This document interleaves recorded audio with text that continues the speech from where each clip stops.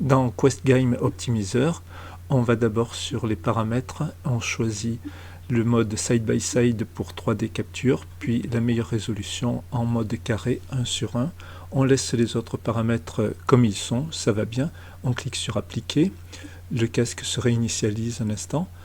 Et ensuite, on va sur l'icône caméra pour enregistrer, puis dans les paramètres, la connexion Quest Link.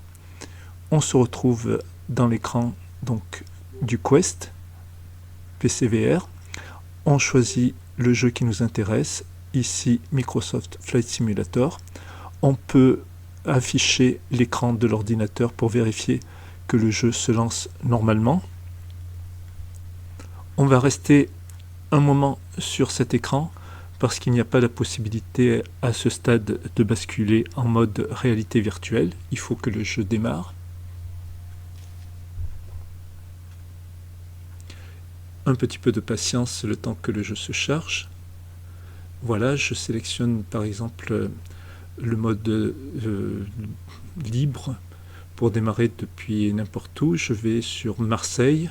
On va démarrer en mer, devant la ville. Ce sera un bon moyen. Il n'y a plus qu'à lancer le jeu, attendre encore un instant que le décor se lance. J'ai choisi l'ornithoptère de Dune, que je trouve facile à manipuler. Nous voilà, et c'est le moment d'appuyer sur Alt plus Tab pour basculer dans le mode réalité virtuelle. Ça marche, il y a toujours le petit écran qui nous demande de taper sur la barre espace pour centrer la vue. Et à partir de maintenant, on peut donc piloter notre aéroplane et ça continue donc à filmer, à enregistrer. On ne le voit pas sur la vidéo, mais il y a normalement le petit point rouge en haut à droite qui indique que l'enregistrement se déroule normalement. À noter qu'en ce qui me concerne, les réglages de Flight Simulator ont été modifiés sans doute par le choix du paramétrage de QGO. C'est un peu plus saccadé, ça lag, il ne faut pas que je tourne la tête trop vite à droite ou à gauche. Les images mettent un peu de temps à se rafraîchir, mais ça reste correct si je ne bouge pas trop la tête, et c'est préférable quand on fait une vidéo avec Flight Simulator. Ça marche bien. On peut basculer donc en mode vue extérieure. J'aime bien ça pour les prises de vue que ça donne. Et si on prend la manette, on peut aussi agir sur la caméra afin de voir donc notre aéroplane sous tous les angles. On quitte la ville pour aller en direction des Calanques. Je me régale à admirer le paysage et à explorer justement tous ces endroits qu'on ne peut accéder que par la mer ou par les airs. Je vais abréger quand même ce petit voyage.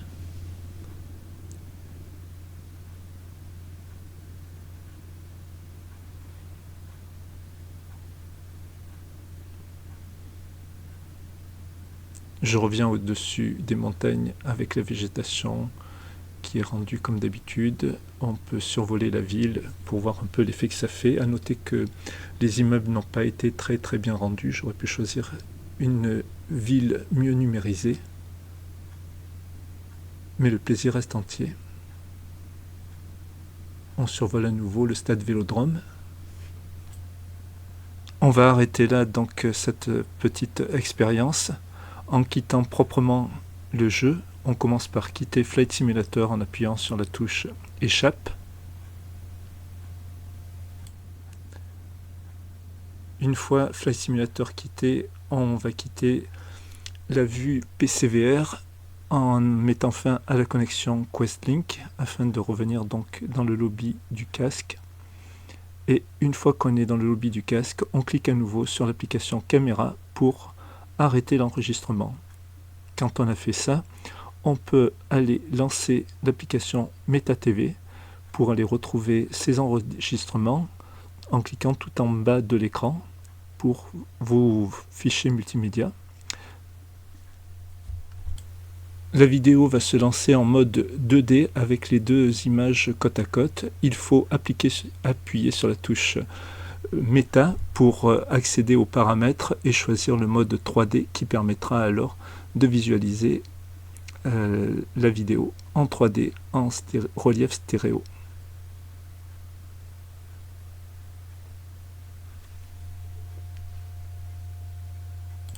Voilà donc comment on peut enregistrer une vidéo en 3D et on peut la visualiser directement donc dans le casque grâce à l'application MetaTV ou d'autres applications, d'autres lecteurs vidéo comme Skybox par exemple que je recommande.